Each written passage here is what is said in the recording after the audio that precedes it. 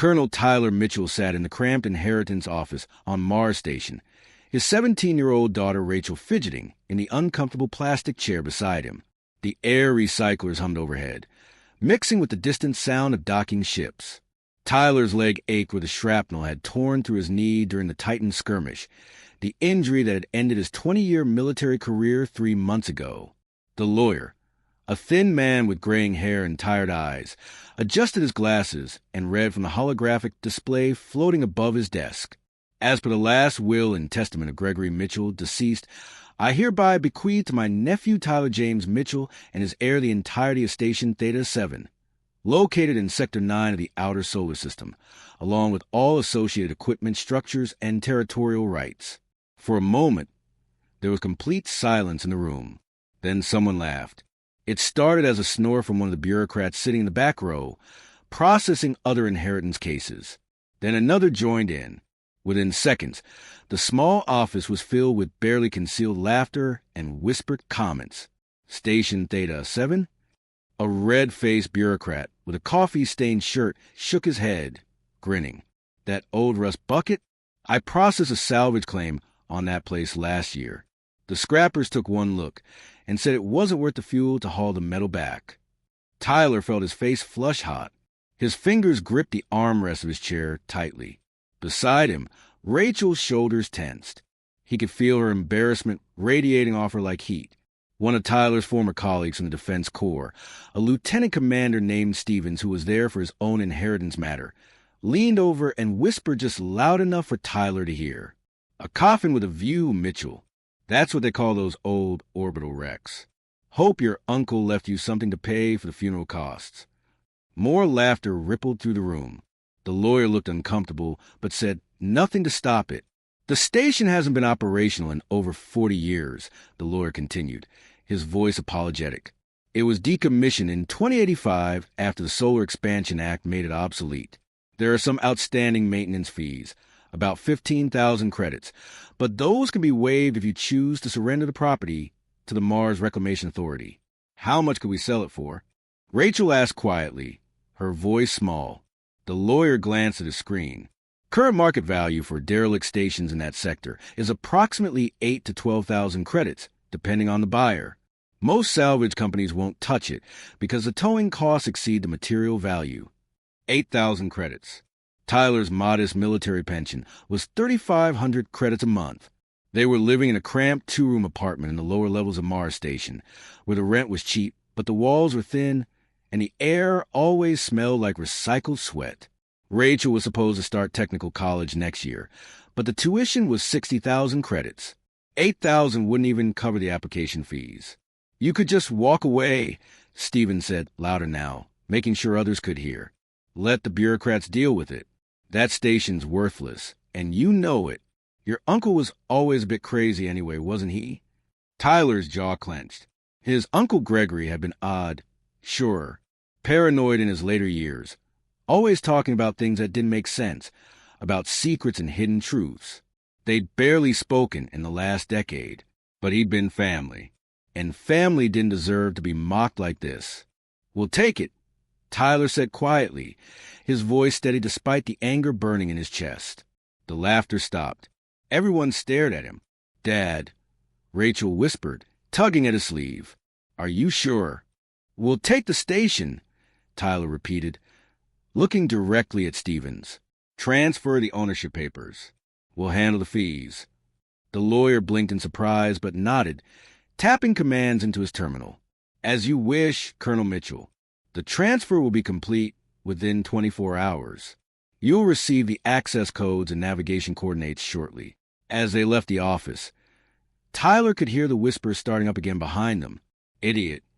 Throwing good money after bad. That place will be his grave. Rachel didn't speak until they were in the corridor, walking toward the transit station. Dad, what are we going to do with an old broken space station? Tyler put his hand on her shoulder. I don't know, kiddo, but it's ours. That's more than we had yesterday. 3 days later, they sat in the cramped cockpit of a rented transport shuttle, approaching Station Theta 7. The station loomed ahead of them against the black backdrop of space, a massive dark shape with no lights. No signs of life. It looked exactly like what everyone had said it was. A dead hulk, a worthless piece of space junk floating in the void. Rachel was scanning the station with their basic sensor equipment, more out of boredom than any real expectation of finding anything interesting. Then she frowned, leaning closer to the display screen. Dad, that's weird. What is? There's a power signature. She tapped the screen, confused. It's faint, but it's there. Something's running inside that station. Something's still drawing power. Tyler leaned forward, studying the readout. His heart began to beat faster. That wasn't possible. The station had been abandoned and powered down for over 40 years. There was no reason for anything to still be running. Are you sure the scanner isn't malfunctioning? Rachel ran the scan again. The reading was the same. No, Dad. Something down there is definitely still alive. The cold hit them the moment they opened the airlock. Tyler's breath misted in front of his face as he stepped into main corridor station Theta 7, his boots crunching on frost that had accumulated over decades. The emergency lights flickered weakly, casting long shadows down the hallway. It's freezing in here, Rachel said, her voice echoing in the empty space. She pulled her jacket tighter around herself. Tyler checked his wrist display. -15 Celsius. Life support's been dead for years. We got about 6 hours of air in our suits before we need to head back to the shuttle. They moved slowly through the station, their helmet lights cutting through the darkness. Everything was worse than Tyler had imagined. Ice covered the walls in thick sheets. Pipes had burst from the cold, their contents frozen mid-leak. Control panels hung from the walls, their wiring exposed and corroded. In one section, they found a cafeteria where meal trays still sat on tables, covered in 4 decades of dust and ice crystals. This place is completely dead, Tyler muttered, checking another non-functional control panel. I don't understand how anything could still be drawing power. But Rachel wasn't listening. She'd stopped in the middle of the corridor, staring at her handheld scanner with intense concentration. Her eyes moved back and forth across the screen, calculating something. Dad, the power signature is stronger here. It's coming from below us. She turned slowly, tracking the signal. But according to the station blueprints you downloaded, there's nothing below this level. This is supposed to be the lowest deck. Tyler pulled up the blueprints on his own display. She was right. The official schematic showed 5 decks, and they were standing on deck 5. Maybe the scanner's picking up residual energy from the reactor core. No. Rachel shook her head, moving toward a sealed doorway at the end of the corridor. The reactor core is in the opposite direction. This is something else. Something that's not on the maps. They spent the next hour searching for a way down. Rachel traced power conduits through the walls, following the faint electrical signature like a bloodhound on a scent. Finally, behind a storage room filled with decaying supply crates, they found it, a maintenance hatch seal with a heavy steel door. The door's control panel was dark and unresponsive. Tyler tried his military access codes, the ones that were supposed to open any government facility. Nothing happened. It's been too long, he said, frustrated. The system's completely dead. Rachel knelt beside the panel, pulling a small toolkit from her pack. Maybe not completely. She pried off the panel's cover, exposing a mess of frozen wiring underneath. Her fingers worked quickly, bypassing the frozen circuits and connecting her scanner directly to the internal systems. Tyler watched his daughter work, amazed as always by her natural ability with technology. She'd been taking apart computers since she was 8 years old, much to her mother's frustration. After the divorce, it had been just Tyler and Rachel, and he'd encouraged her interests, even when it meant finding strange electronic components scattered all over their apartment. Got it, Rachel said triumphantly. The door hissed and groaned, ice cracking as it slowly slid open, revealing a ladder leading down into darkness. Tyler went first, his hand on the sidearm he brought from his military days. The ladder descended about 20 feet into a corridor that looked completely different from the rest of the station. This section was clean. The walls were intact. And most shocking of all, the lights were on. This doesn't make sense, Tyler whispered. This area still has power. The corridor led to a single door marked with faded yellow lettering. Authorized personnel only, archival section, level 6. Tyler's military codes worked this time. The door slid open smoothly, and they stepped into a large room that hummed with life. In the center sat a massive computer core, its quantum processors glowing with soft blue light. Cooling systems whispered quietly. Data streams flowed across holographic displays that floated in the air like ghosts. "It's been running this whole time," Rachel breathed, moving toward the main terminal. 40 years, and it never stopped. She touched the terminal, and the entire system responded to her presence. Screens lit up around them, filling the room with light. Files began cascading across the displays. Thousands of them, maybe millions. Tyler stepped closer, reading the labels. First contact protocols, negotiation transcripts, technology exchange programs. His voice trailed off as he saw another label that made his stomach drop. The Covenant of Limitation. What is all this? Rachel was already accessing the files, her fingers flying across the holographic keyboard. "Dad, these are classified. Like, top-level government classified. Some of these files have security clearances I've never even heard of." "We shouldn't be looking at this," Tyler said, but even as he spoke, he couldn't look away from the screens. He opened one file labeled First Contact Summary 2043. The document described humanity's first meeting with alien civilizations. But the story it told was nothing like the history Tyler had learned in school. There was no friendly greeting, no welcoming into a galactic community. Instead, he read about ultimatums and threats, about restrictions and limitations placed on human development. "This can't be right," Tyler muttered, opening another file, then another. Each one painted the same picture. Humanity had been forced to give up something fundamental when they joined the galactic community. Suddenly, the terminal beeped. A video file activated on its own, and a holographic figure appeared in front of them. Tyler's breath caught in his throat. It was his Uncle Gregory, but he looked terrible, gaunt, exhausted, with dark circles under his eyes and fear written across his face. "Tyler," the recording said, and hearing his name made Tyler's skin crawl. "If you're seeing this, then I'm dead, and that probably means they finally found me." Gregory glanced over his shoulder, as if expecting someone to burst through the door. "You need to know what they made us agree to, what they made us forget, what humanity gave up to join their galactic club."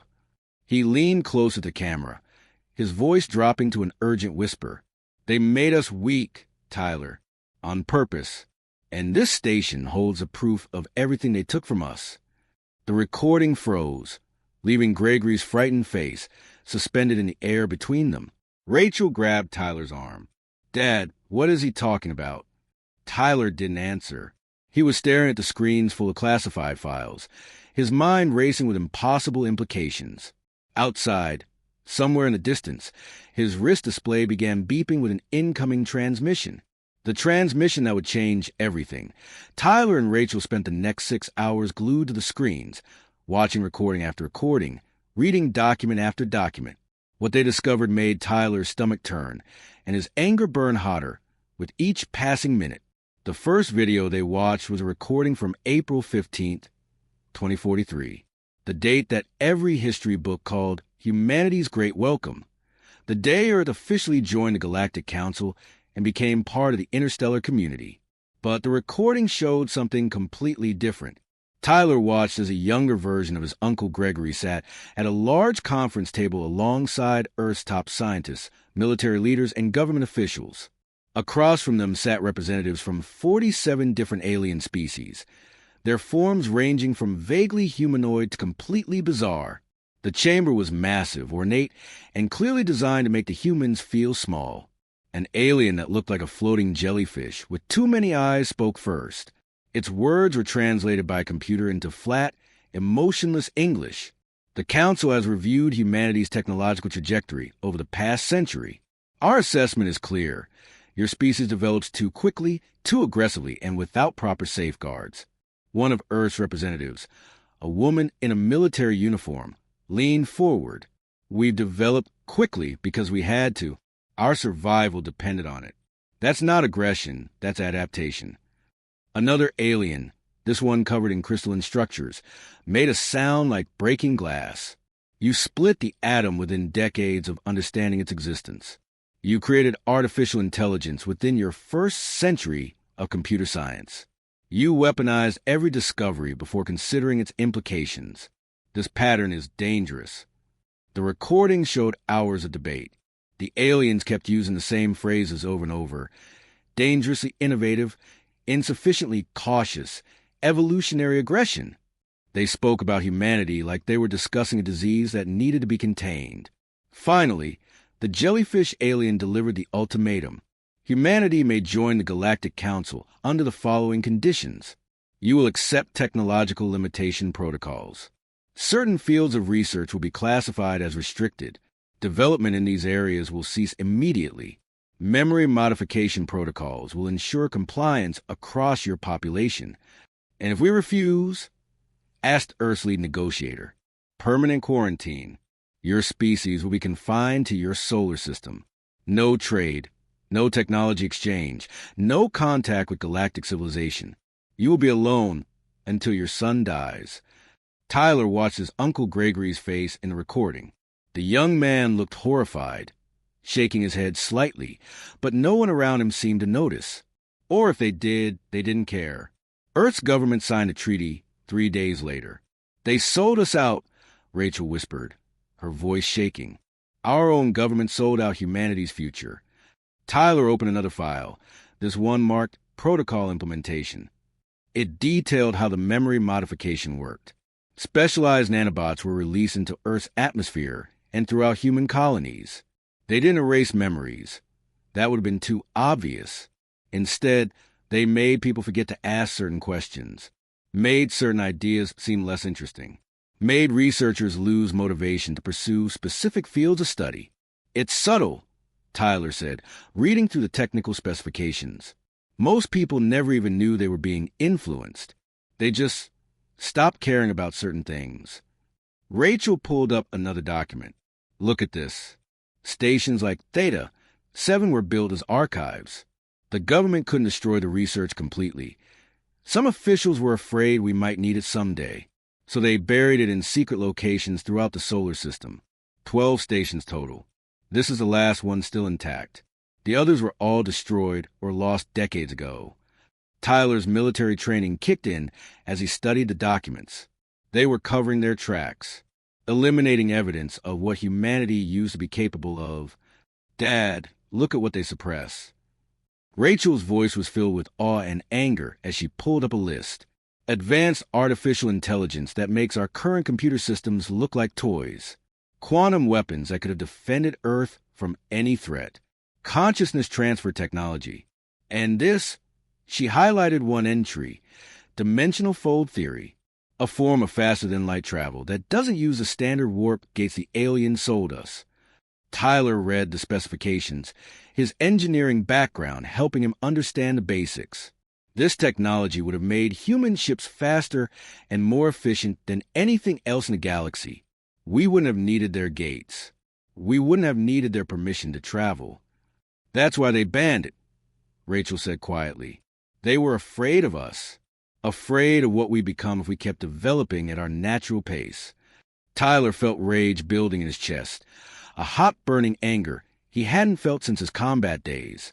They've kept us crippled for 40 years, made us dependent on their technology, their rules, their permission, and everyone just accepted it because they couldn't remember there was ever another option. Rachel moved to another terminal, checking system logs. Her expression changed from anger to concern. Dad, someone's been trying to hack into these files. Look at these access attempts. Hundreds of them over the past few months, all from outside the station. Tyler leaned over her shoulder, studying the logs. Can you trace where they're coming from? Not exactly, but the signal pattern suggests. Rachel stopped mid-sentence, her eyes going wide. Dad, we're receiving an emergency broadcast. It's on all frequencies. Tyler pulled up the communication system.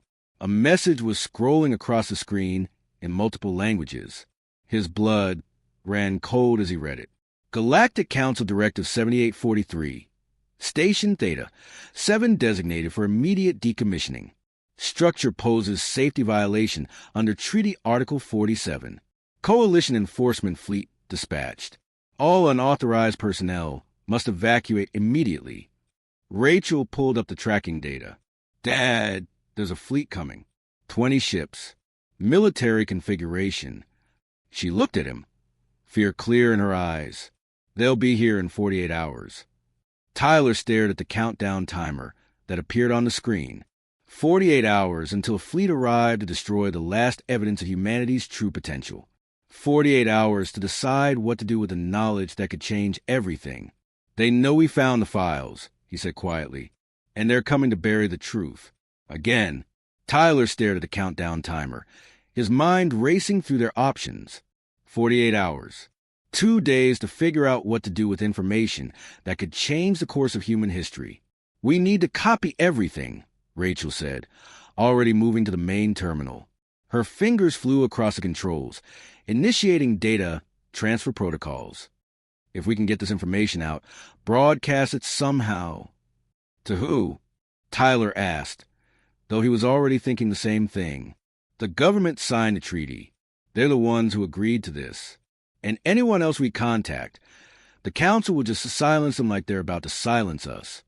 Rachel pulled up the data storage specifications, and her face fell. Dad, there's over 3 petabytes of information here. Research papers, technical schematics, video evidence, everything. Even if I compress it all, we're looking at days to download it completely. We don't have days. Tyler moved beside her, studying the files. Decades of suppressed human innovation, all locked away in this hidden archive. His uncle had spent years maintaining this place, keeping the truth alive, probably knowing it would eventually cost him his life. We take what we can, Tyler said. Priority files first. The most damaging evidence, the clearest proof. Wait.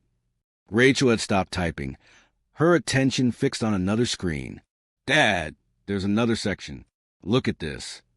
She pulled up a schematic that showed a level below them, another hidden area that didn't appear on any map. Tyler felt a chill run down his spine. How many secrets did your uncle bury in this place? They found the access hatch behind a false panel in the archive room. The ladder led down into darkness, but this time Tyler's helmet light revealed something that made him stop breathing. A hangar bay, a massive space easily 200 feet across, and sitting in the center was a ship unlike anything Tyler had ever seen. What is that? Rachel whispered. The vessel was sleek, angular, with lines that seemed to flow like water frozen in time. Its hull shimmered with a dark metallic color that seemed to shift when Tyler moved his light across it. It was smaller than a standard cargo hauler, but larger than a personal shuttle. Maybe 60 feet long, with wings that swept back in a way that seemed more artistic than functional. Tyler approached slowly, almost reverently. His hand touched the hull, and it was cool, smooth, like touching liquid metal. Data ports along the side were labeled in English, and there was a name stenciled near the nose. Prometheus. Rachel had found a terminal near the hangar entrance. Dad, there's a file here. It's marked Emergency Protocol Final Option. She opened it, and her uncle's face appeared again, but this recording was different. Gregory looked calm now, almost peaceful. Tyler, if you found Prometheus, then you've also found the truth. And if you found the truth, they're probably coming to bury it. His uncle smiled sadly. This ship was built 42 years ago, right before the treaty was signed.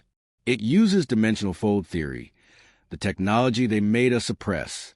It was never completed, never tested properly, but the core systems are functional. Rachel and Tyler exchanged glances. Gregory continued. The Prometheus can make 1 jump, maybe 2 if you're lucky. The fold drive creates a tear in space-time, allowing instant travel across any distance. It's what could have made humanity the most advanced spacefaring species in a galaxy. They knew it, and they were terrified. He leaned closer to the camera. If they're coming for the station, you have 2 choices. Run and let them destroy everything, or use a Prometheus to take the truth somewhere they can't silence it. The council chambers are at coordinates 47.3 by 109.8 in Sector Alpha Prime. right in the heart of their precious galactic government. The recording ended. Tyler stood in silence, processing what his uncle was suggesting. It was insane, suicidal, even. Take an untested prototype ship, use technology that had been buried for 40 years, and jump directly into the middle of the most secure location in known space. "We have to try," Rachel said quietly. "Rachel, we could die. This thing could tear us apart at the molecular level. The math might work on paper, but... Dad." She turned to face him, and Tyler saw something in his daughter's eyes that made his chest tight. Determination. Courage. The same fire he'd seen in her mother's eyes years ago. Every human alive right now is living a lie. They don't know what we were capable of. They don't know what was stolen from us. Someone has to tell them. Tyler wanted to argue, wanted to grab his daughter and run back to the shuttle, flee to the outer colonies, hide somewhere safe. But he knew she was right. If they ran now, the truth would die with the station. His wrist display beeped urgently. Tyler checked it, and his blood turned cold. The fleet dropped out of FTL early. They're here, now. On the scanner, he could see them, 20 warships, their weapon systems already powering up. They'd be in firing range within minutes. Tyler looked at his daughter one more time, memorizing her face just in case this was the last time he'd see it in one piece. Then he made his decision. Get in the ship, strap yourself into the co-pilot seat, and hold on tight. They climbed into the Prometheus through a side hatch. The interior was surprisingly spacious, with 2 pilot seats surrounded by controls that looked half familiar and half alien. The systems powered up at Tyler's touch, screens flickering to life with data he barely understood. Rachel's fingers danced across the navigation controls. "I'm plotting a course to the council chambers. The full drive is charging." She looked at her father. "Dad, the math says this will work. And if the math is wrong?" She smiled, and despite everything, Tyler felt pride swell in his chest. "Then we tried. That's more than most people can say." Outside, the station shuddered as the first weapon strike hit. Alarms blared. Tyler gripped the controls. "Hold on, Rachel. Let's remind them why they were scared of us in the first place." The full drive hummed to life, building to a frequency that made Tyler's bones vibrate. Space itself began to tear, and the Prometheus jumped. The universe screamed. That was the only way Tyler could describe it. The full drive tore a hole in reality itself, and for a moment that felt like eternity, he and Rachel existed everywhere and nowhere at once.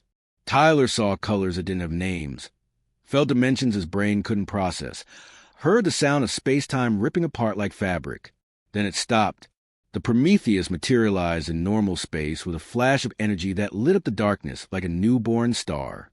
Alarms blared inside the cockpit. Warning lights flashed across every panel.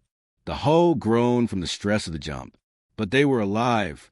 Tyler's hands shook as he gripped the controls. Beside him, Rachel was gasping for breath, her face pale but her eyes wide with wonder. "We did it," she whispered. "We actually did it." Tyler looked out the viewport, and his breath caught. Spread out before them was the most massive structure he'd ever seen, the Galactic Parliament. It looked like a small moon, all gleaming metal and crystal, with ships moving around it like insects around a hive. Thousands of ships, hundreds of different species, the center of galactic civilization, and the Prometheus had just appeared right above it, unannounced and impossible. "Dad, we're being hailed on every frequency," Rachel said, her voice shaking. "Security forces are mobilizing. We got maybe 2 minutes before they lock weapons on us." Tyler's training kicked in.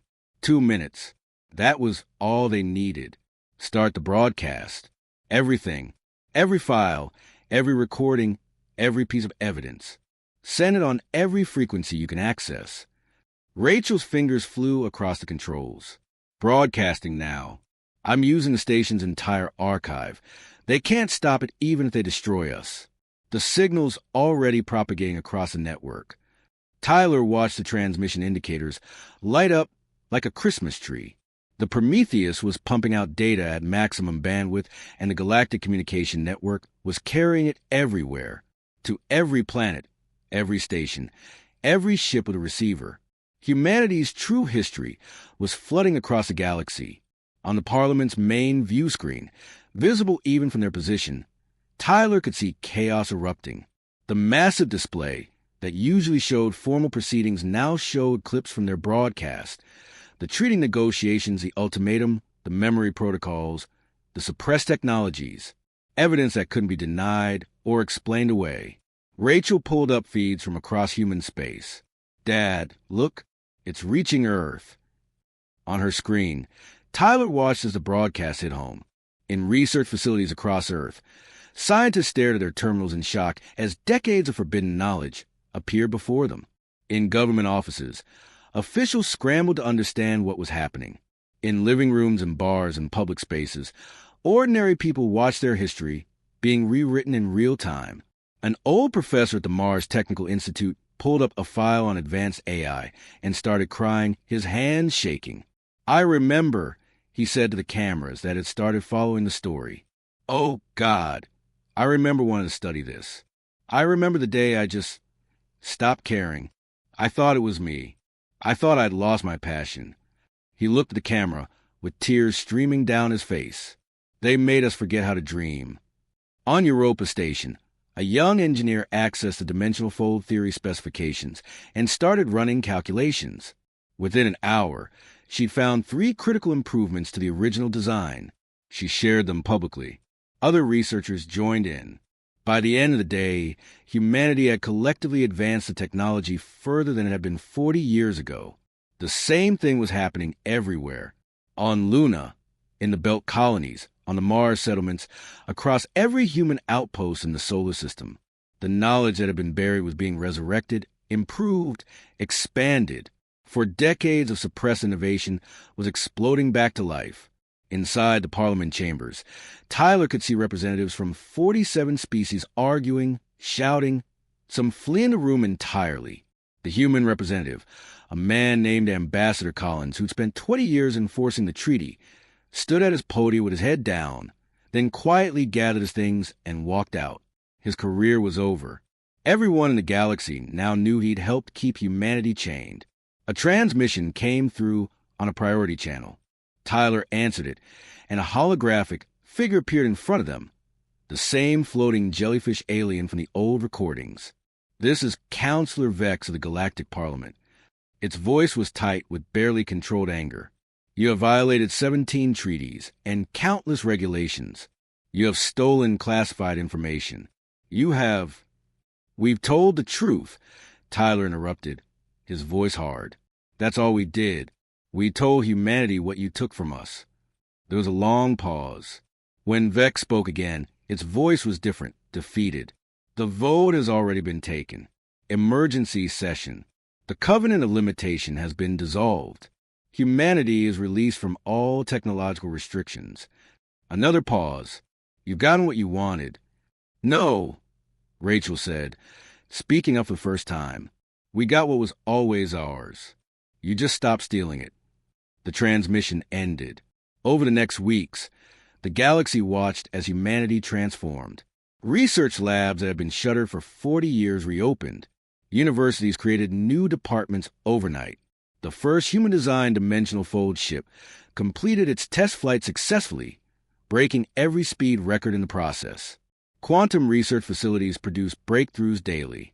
The artificial intelligence systems that humans developed made the Council's technology look primitive by comparison. The other species watched with a mixture of awe and fear, the same fear that had made them limit humanity in the first place. In 40 years of restriction, humanity hadn't fallen behind. They'd been coiled like a spring, and now that spring had been released. 6 months after the broadcast, Tyler and Rachel stood on the observation deck of New Theta Station, built in orbit where Theta 7 had once floated. It was a memorial now, dedicated to Gregory Mitchell and all the others who'd kept the truth alive. Rachel was leaving the next day to start at the Advanced Theory Institute. Tyler was taking a position training the next generation of pilots for the new fold-capable ships. "Do you think Uncle Gregory knew?" Rachel asked quietly. "That we'd actually pull it off?" Tyler smiled. "I think he hoped. That's what humans do best. We hope, we innovate. We push forward no matter what tries to hold us back. He put his arm around his daughter's shoulders. They tried to clip our wings. They forgot we'd just build better ones. Below them, Earth gleamed in the sunlight, and above them, the first wave of human exploration ships prepared to jump into the unknown, finally free to discover what they were truly capable of. Humanity was no longer bound, and the galaxy would never be the same.